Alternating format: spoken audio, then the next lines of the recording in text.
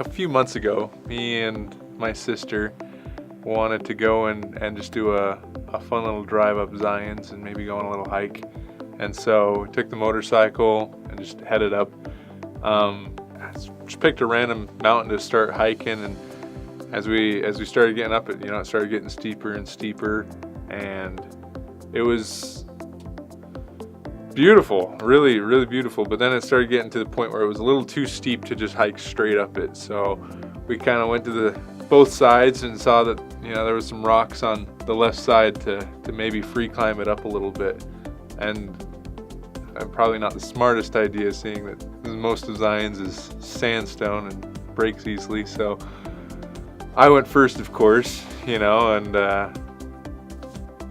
as I started trying to get a foothold and a handhold, I just remember just barely having this handhold, and I was like, okay, this is just enough if I can just reach up, and as soon as I put all of my weight onto my left foot, the rock that I thought was stable completely fell out from under me.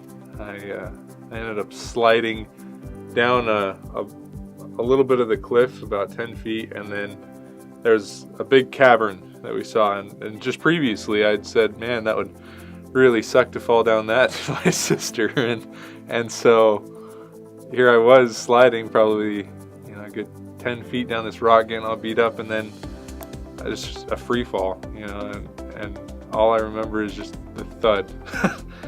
I was trying to grasp where I was at, and I'm looking up, and I realized that I fell a long way. It was probably about 40 feet that I just free fell, basically, and I realized as I was trying to feel my body, see if I could move my toes and everything was lots of pain, but I was able to move my hands, my legs, my feet, and so I was like, okay, I think I broke something, but I still have movement. That's good.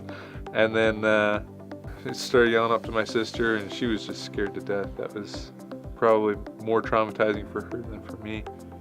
And she came back down and found a way into the cavern, and well, it was a good thing I had her with me, because she ended up getting a couple of guys down in the parking lot to come up, and after I'd been laying there for over an hour, I was not in a position financially to probably afford a emergency evac, so I decided it had to be on my own accord that I got out. So I started moving around a little bit, just seeing what kind of mobility I did have, and I just laid on my back for a really long time, but luckily it wasn't debilitating. I could actually move a little bit, so I ended up just slowly walking down, and it was an intense hike, so I'm surprised we did get out. Step by step, we had the guys go ahead and find the easiest path, and just little steps at a time. So it probably took me a good half hour to an hour just to climb out of there. So when you finally went in and got your x-rays and got everything checked out, what was the diagnosis?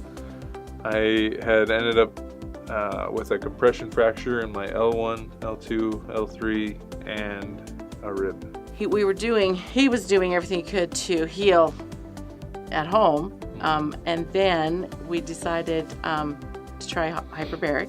Mm-hmm. And it was probably about 2 days after the accident when you could finally move. I think, I stayed at my grandma's for a few days and then decided to come back, and lots of pain meds. But after probably the third day, we decided to give the chamber a chance, and I knew it would be good as long as I could get in there. So I figured, let's give this a shot, and got in there twice a day for probably 2 full weeks, and it was amazing to see how fast the results were, though. It was I was off pain meds probably within the first 7 days of the fall, just due to those sessions. So it was incredible. Yeah, definitely sped up the recovery tremendously, probably 60 to 70%. So we have ways